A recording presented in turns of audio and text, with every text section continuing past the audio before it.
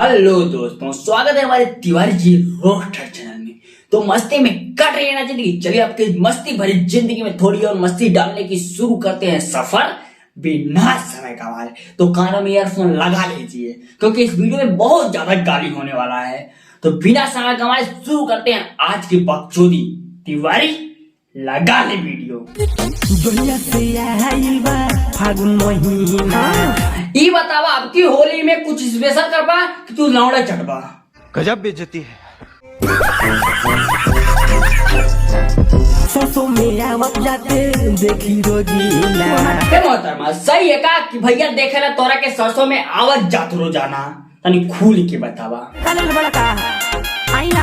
ना हम तो ठीका नहीं खिलेली, लेकिन भैया के गाड़ी में सेंसर पेलो भैया पूछे हमरो पूरा मिस्ता बढ़ रहे जब पूछी तानिया झाट से कि तू का करे डालू, लेकिन तू गान मरावा हमारे के फर्क पड़े वाला नहीं है। काहे हम ठीका नहीं खिलेली तो के बताए मन रहे तू बतावा, ने बताए मन करे तो गान मरवा। आयो रे मां।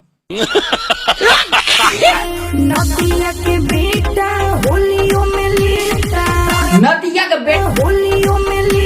तो ए तानिया जा तू आज हमारा के तू खुल के बतावा।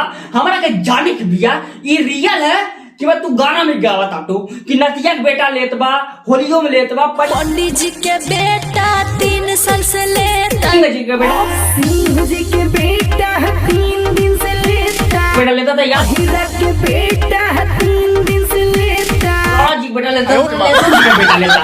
तो ये तानिया था पक्का कहता नहीं ये रियल है। तू गाना में ना गावा तो के सब ले लेके भकंदर कह देल बा और तार फाट के पूरा भावड़ा भी चुके बा। बाइक तो ऐसे गाना गावे लू ने हमर झटिया शुरू के रखी जाला मन ते गावा कूद के तोरे गाड़ी में फेली।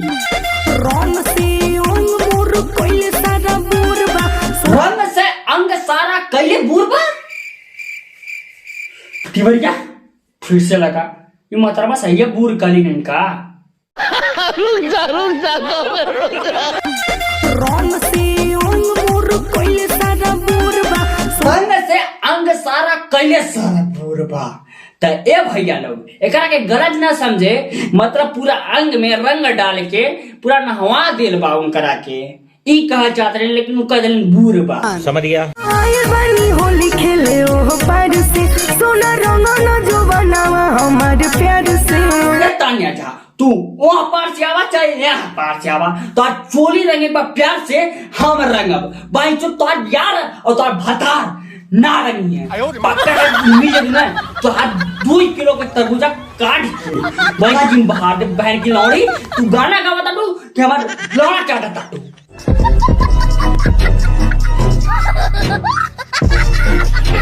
होली में आरा के मुर्गी के लगाई रम छमरा के मुर्गा। ना ये भैया आरा के मुर्गी छपरा के मुर्गा इस बार ना रंग रंगी है भोसड़ी के। अब की पारी गोरखपुर के मुर्गा रंगी तोरे आरा के मुर्गी के ने माना तो आरा के मुर्गी के गोरखपुर में भेज के देखा। पक्का गोरखपुर के मुर्गा रंग के उनका गाड़ भटंदर कह दी है। कोई सेंस है इस बात की? हमें बहुत लग रही थी उस टाइम। रंग न हमार ढोढ़ी खाले खाले, रंग ना ढोढ़ी हमार खाले खाले। ते ए मातरमा तो ढोढ़ी खाले खाले रंगले में ना मजा आई, तोरे ढोढ़ी के नीचे खाले रंगले में बड़ा मजा आई।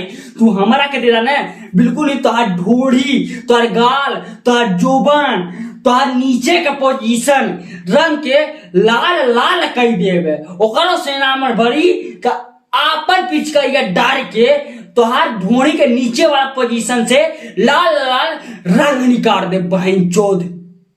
कैसी अपमानजनक बातें कर रहा है लड़का, ये अश्लील है ये लोंडा। नहीं। काहे खोले ल चोली हमर मार सुर का, काहे खोले ना चोली चोली हमार मार छुटका। तो ए मोहतरमा पहले हम तोरे चोली से लेकर के ढोड़ी से लेकर ढोड़ी के नीचे वाला पोजीशन तक रखब। काहे से हम डायरेक्ट नीचे वाला पोजीशन ना रखब, काहे से महकी जब ऊपर से पानी डालब तो चोली के रहे ढोड़ी से लेकर तो नीचे वाला पोजीशन तक जाई, शायद कम बस आई, तब जैसी रंगले में मजा आई। काहे तो नीचे वाला पोजीशन बहुत ज्यादा बसाता, या तो हम चोली से स्टार्ट करब बाइन चोद।